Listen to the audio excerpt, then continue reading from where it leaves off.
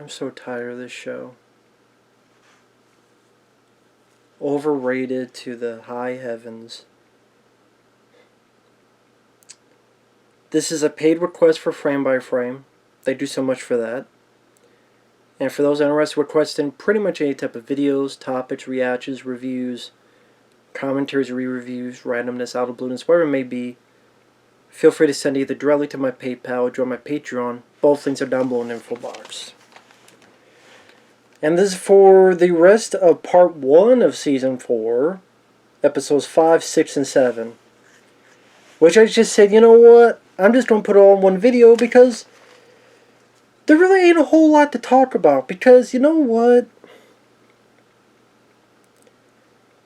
This is bloated to high heaven and hell. Stranger Things Season 1 is easily the best season. And at best, I thought it was okay. I liked it okay. Season 2, I thought it dipped down a bit. Season 3, I thought was the worst. But I don't know about that now because while I don't like Season 3, it didn't feel as overlong and just utterly boring as this. And there's still a second part to this.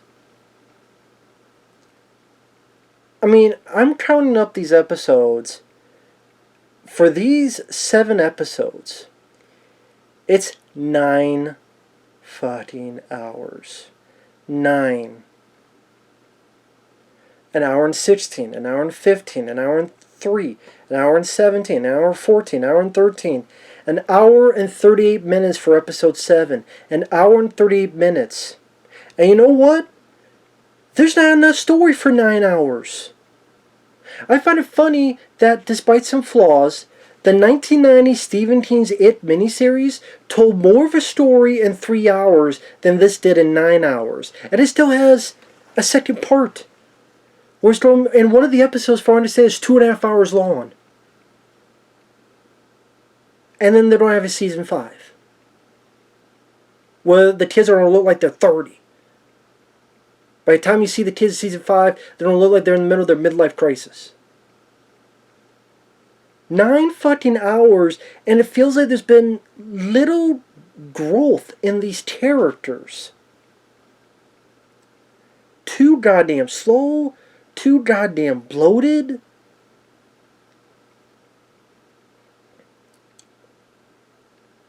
Most of the season seems like it's just to undo shit from the end of season 3. Oh, Hopper isn't dead. We thought he was dead at the end of season 3, but he's not dead. So the whole arc is Hopper's in prison. Let's talk all about the stuff with Hopper. In all 7 episodes. He's in prison. He gets message to Winona Ryder's character, Joyce. And this other guy with Murray. Which I don't give a crap about his character. I'm sorry, I don't. I don't give a crap about, oh, I know a little bit of karate, and I also know a bit of Russian. I don't care. You're annoying. You're irritating. They go to Russia. They get fucked over. They get kidnapped. Hopper, David Harbour's character, Hopper escapes. He gets caught again. He talks to some prisoners. Russians, hey, we have a Demogorgon. You don't fight it. Hopper's able to steal a lighter and some alcohol for a spear. Then they fight it. Meanwhile, Joyce, Winona Ryder, and Murray, they're on a plane with this annoying cartoon of a Russian villain.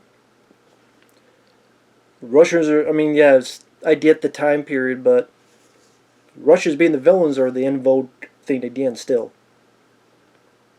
Yes, I know. This takes place 86, Cold War. I get it.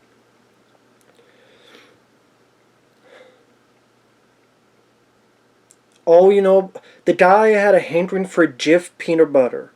We know this because he really, like, I've connected some glass Jif peanut butter. And you can clearly see the Jif. Winona Ryder knocks it off, unties herself.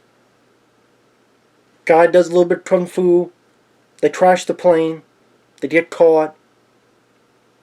Well, they don't get caught. To be fair, they grab the guy. Murray pretends with the Russian accent to go in. They hold some guns on people. Well, Hopper and this other guy get the monster back. Throw the spears, the doors close. Hopper and Winona Ryder hug. I just told you all 7 episodes worth of that story. And that's a third of these stories. The Russia part. It's just to undo what they set up in season 3.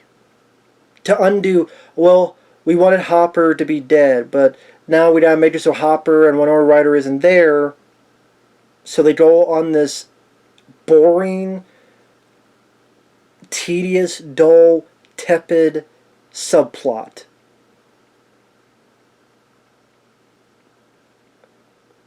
I mean, the only deep conversation is David Harbour talking about how he was in the military, he was in Vietnam, Chemical Corps, Agent Orange. I'm not cursed, I am the curse. I am the table. And during this, but that's like the most significant scene for Hopper. Here's the thing. I couldn't pay attention to it. You know why I couldn't pay attention to it? Because I stole the fucking music from The Hitcher. Hey, that came out in 1986. And this show takes place in 1986. So, as this sincere, serious story Hopper's telling, I wasn't paying attention to it because I'm like, that fucking music. Why does that music sound familiar? Holy shit, I know where that music's from. It's from the end. Type in end credits, The Hitcher.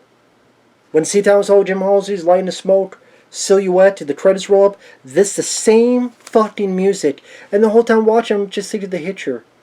I think Rudyard Hauer's going to pop in. His ghost going to pop in and ask him about what it feels like to have an eyeball punctured. And if they ever seen one. So it's just like, I get it. These they reference songs all the time. Never-ending story. But like, you literally had to tape music from The Hitcher? Really?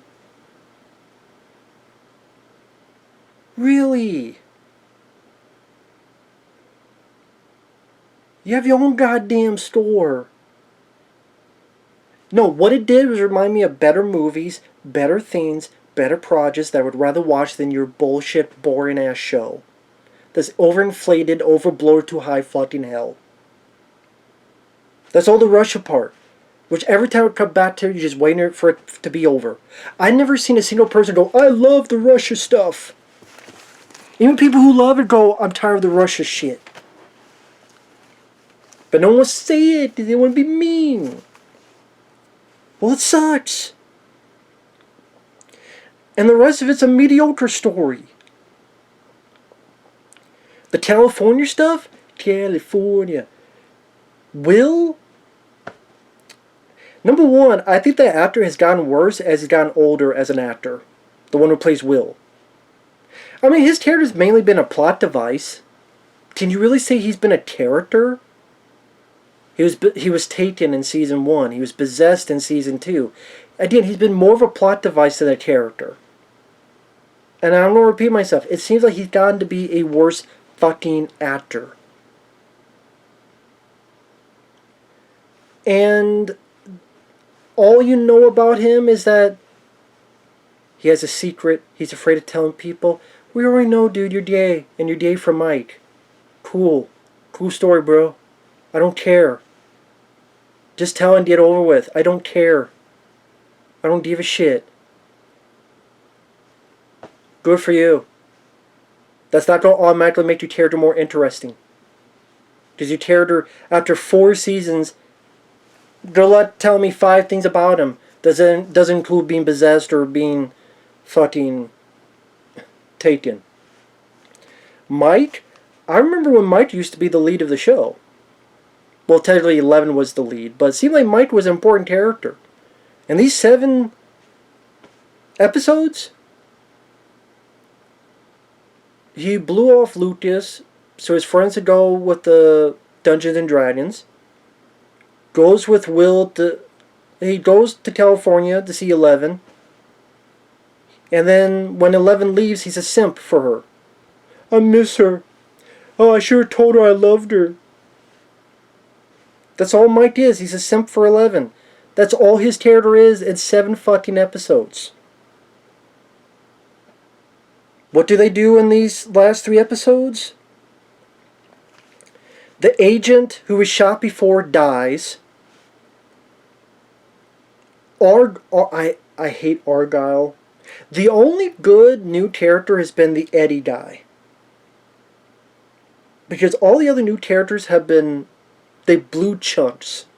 Argyle is a long-haired stoner. Hey dude, how's it going? He might as well be played by Pauly fucking Shore. Don't give a fuck about him trying to make headstones out of pizza boxes. Oh, I can't write this thing. Well, why would the agent man give me a pen that didn't work? Because they're trying to ask where to go. Oh, here's a pen. What do you want us to write? Why would he give us a pen that didn't work? There must be something in the pen. Or, most people don't know there ain't no goddamn ink in their pens, dude. That's another thing. In fact, that's more common. There are tons of times where you open up a pen, shit, there's no more ink. Like, why would you reach to that conclusion? Why would he give us a pen if it didn't write anything? Because he thought there was ink in it like most people do. There's tons of people that have fucking pens and they think there's an ink in it. And they go, oh shit. Well, gotta get a new pen. That happens all the goddamn time. But no, because we need the plot to move forward, there's something in the pen. And they need to figure it out. So you go to that little girl Susie, the one that's saying the never-ending story at the end of season 3. Even though the whole world is ready to die, people are ready to die, people are going to die. Let's stop and sing never-ending story. So thank you, you little bitch. You know, I don't care if people are going to die. I don't care if people are going to be destroyed. I need you to sing never-ending story with me. Fuck you then. Fucking little wanker. Hey, it's okay if people die as long as we get to sing never-ending story for about 2 minutes. Because we need it. Does no one think that's a bit like, hey, why should we care about characters that worry more about never-ending stories than saving the world? Fuck Susie. But they go to see her. She's her weird, like, Mormon. They're not weird because they're Mormon. They're weird because they have, like, 10 kids and they're off doing all sorts of wild stuff. And then they're able to get some info. 11, just telling us more of the backstory of her in the experiment project days. Paul Reiser takes her to this place. Matthew Modine is still alive. She's in this, this water tubes, remembering her past. And it's just a series of her doing these experiments as a kid. Her remembering them. Experiments where she pushes someone. Like, didn't we already figure this out in the first 2 seasons? Didn't we already get enough of this? Didn't I already tell the backstory? Oh, but we just need to pull and pull and pull this out. Just like those little bullies in California. There were kids there that picked on 11 as well. And this is orderly. And as soon as I saw the orderly, I went, he's the bad guy. It was predictable. Because he had the bad guy eyes, the bad guy smile, the bad guy demeanor. That orderly is a bad guy. And when we find out who the orderly really is, spoiler, it's Vecna. Does the last scene is him on his arm 01. Because he's the first of these psychic twins. the psychic hotline.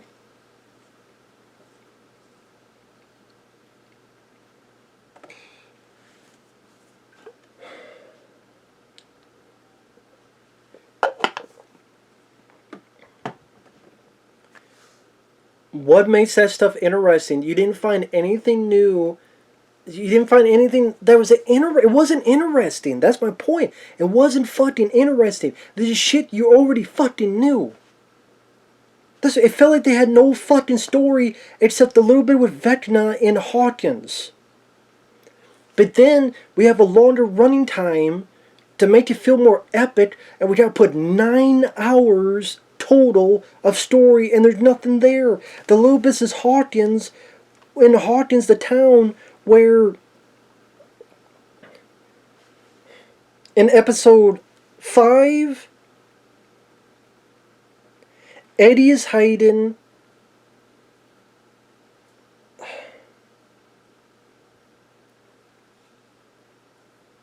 And Dustin and Steve and all these people are looking through this house. Because what Max saw in the previous episode where she was almost killed, Nancy sees all these pictures. It's the house that Robert Englund lived in when he was younger. That's it. That's it.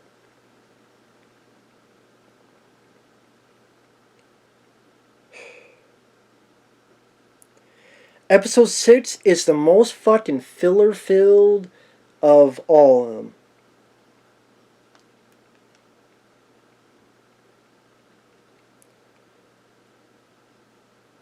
Will and Mike go to see Susie.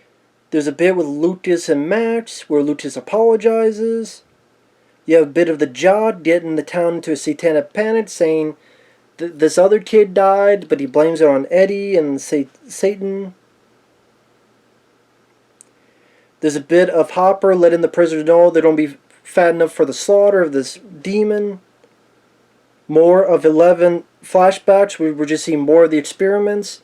And the kids, Steve and all of them, which Steve is like mostly a butt of jokes. For the most part, that's what Steve has been. So I don't even think Steve has been used that well this season. He's just been the butt of jokes. That's all he's been, the butt of jokes. There's like only one bit alright in the next episode that he does. They find that a way to get in. The portal is in a lake. Steve is getting dragged in, being attacked. You get to episode 7. Nancy and Eddie and the other girl help Steve out. Steve at one part rips out a bat because they're in the spirit road, asshole. We can't see him. David Harbour, that's where he fights the monster with the spear, and Winona Ryder hugs him. More of 11's experiments. Oh, the orderly is an asshole. Who could have guessed that? Anybody who has seen movies.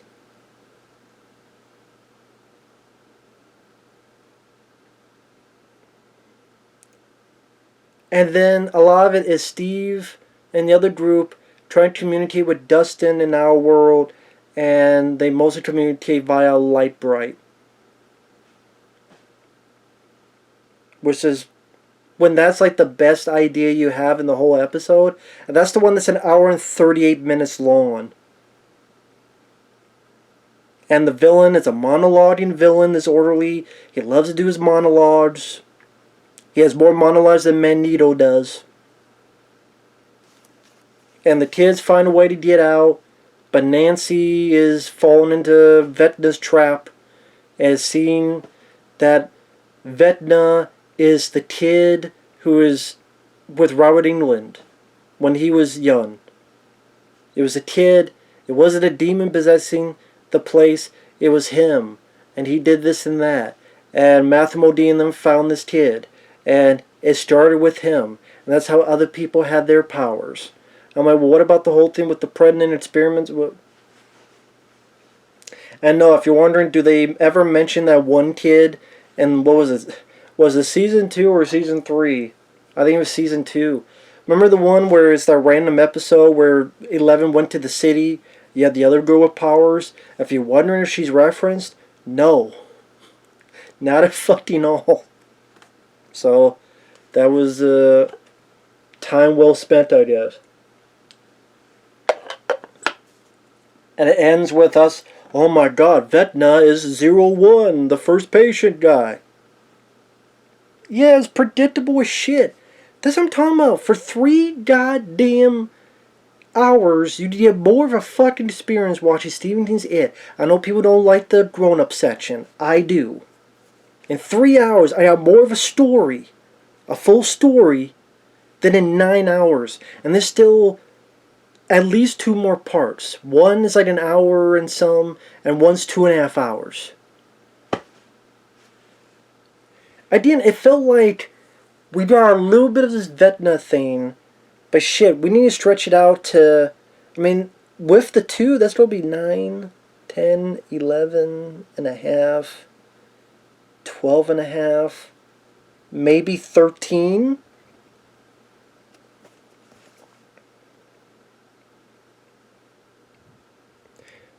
Let's say with trailers, somehow you went and saw a 13-hour movie of this. You would be fucking...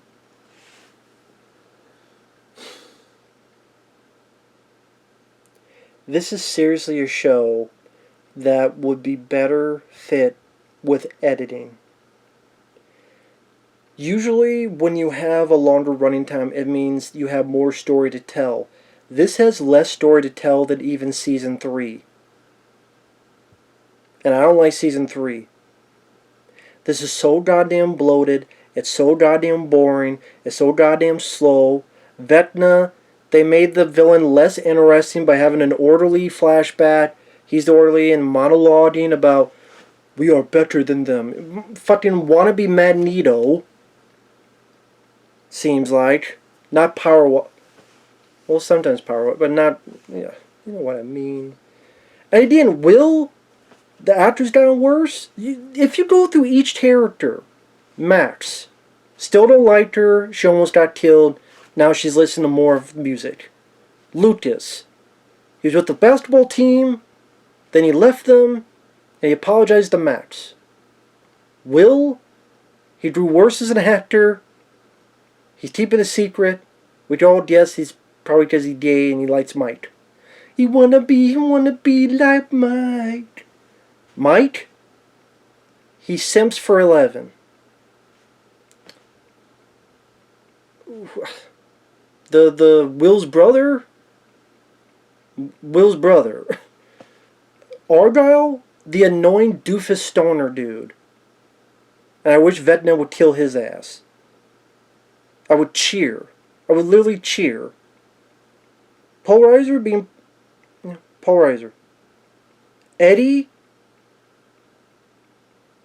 at least he, from, oh, I know a lot about Dungeons & Dragons, be a little bit of a prickish, but then show more of his softer, likable side.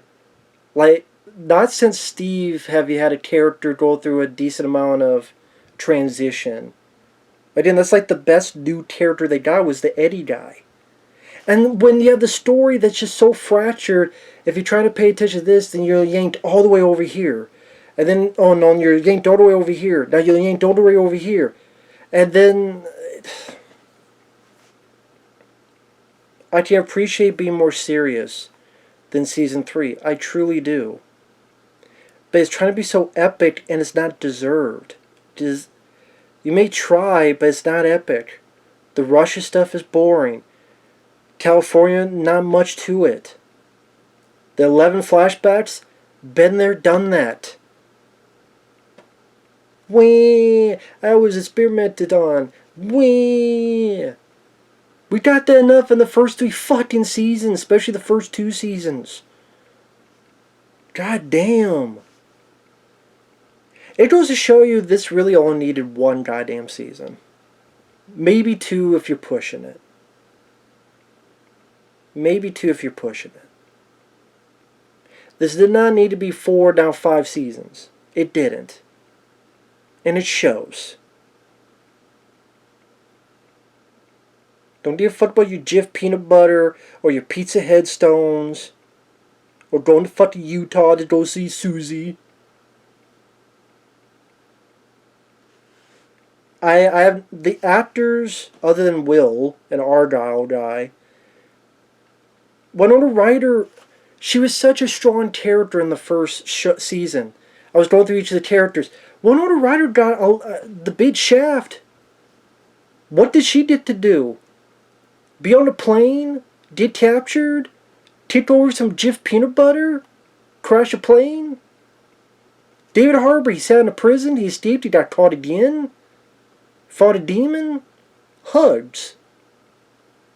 Other than that one fucking monologue about his past, which we already know a little bit about his past, but it's just more of the story. And instead of creating your own beautiful music, you just use music from The Hitcher. And it was so... I couldn't pay attention to the scene. It was so distracting. That's the word I'm looking for. It was so fucking distracting. This was a fucking chore to sit through. I mean, these three alone. Hour and 38 minutes. Hour and 13 minutes. So that's 38.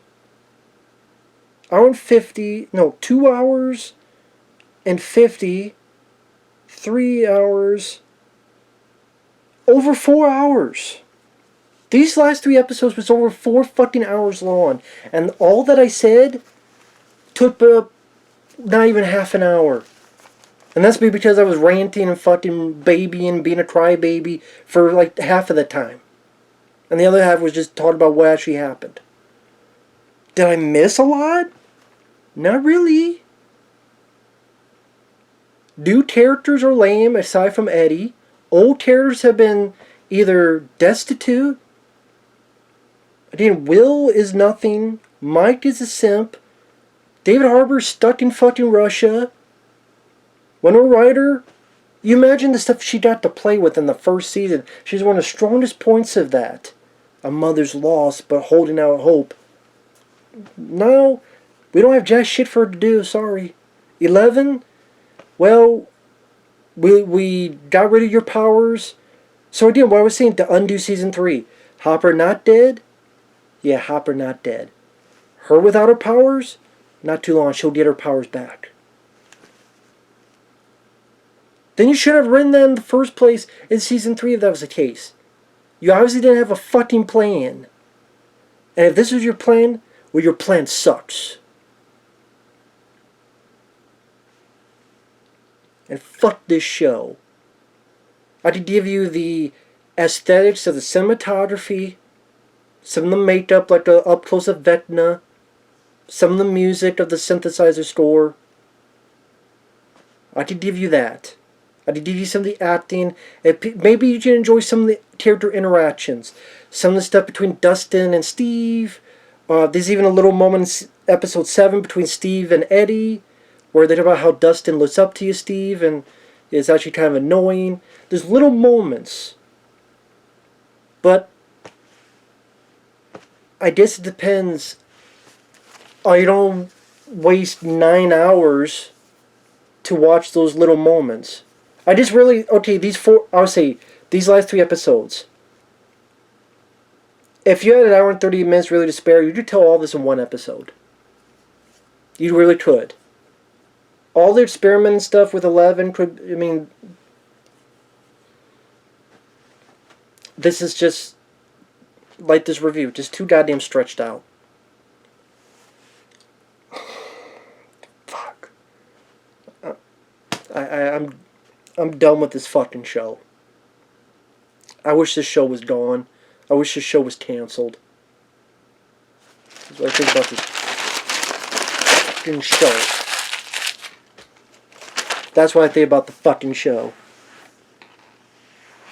I could give you season 1 and season 2, perhaps. I think it's overrated, but it's okay. Season 3 is dog shit. But, you know, people want to say this is the best season yet? Why? It's the longest season. Doesn't make it the best. To each. If you disagree, that's fine. To each their own.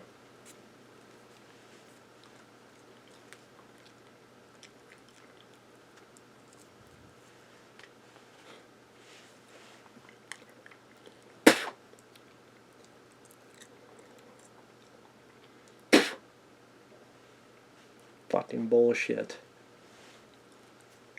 See what it's making me do? Made me go crazy. Made me go fucking crazy. Drive me fucking insane.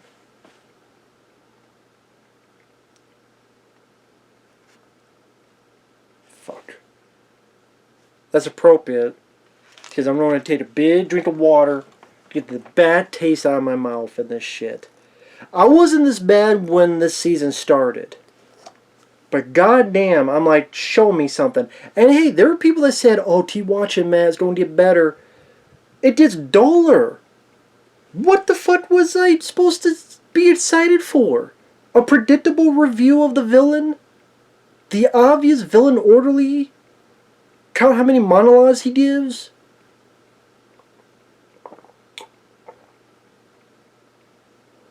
The stupid looking bats? We're seeing a step down from the Demogorgons of previous years. These little bats. More of 11 doing experiments, which we already saw in the first fucking season. Mike being more of a simp and being a nothing character. They seemed like he was going to be a big character in season 1. Apparently I was fucking wrong in that. Lucas barely having shit to do yet again, like usual for Lucas. Steve, for the most part, being just a butt of jokes. His transition from bully to ally was one of the most interesting things of the show. Now it's just, hey, we got a joke, put the joke on Steve. And then people want to give him so much love, they feel like we could do anything, and no one's telling them, just because you can doesn't mean you should. Well, we can make our, 70-minute episodes. We didn't make this a 90-minute episode. Doesn't mean you should. You don't have enough material there. I could watch Stephen King's It 3 fucking times. That miniseries 3 fucking times from the 90s in the span of these 7 episodes. 3 fucking times. I did see a full story told 3 fucking times. Despite how people want to give that movie crap, yeah, there are flaws here and there, I'll give you that. But I want to watch that more than this. Fucking hell. If you love it, good on you. I'm not going to tell you you're wrong. We agree to disagree. See you guys later. Doing that to the show. Like the show's here, just slapping it. Think of the posters here. The posters here, I'm like, fucking show deserves a fucking bitch slap. Get his fucking senses on. Get your head on straight. But if people want to fucking love it, then they don't think they did nothing wrong. But whatever. I'm alone in that. I'm fine with that. Later. Fuck.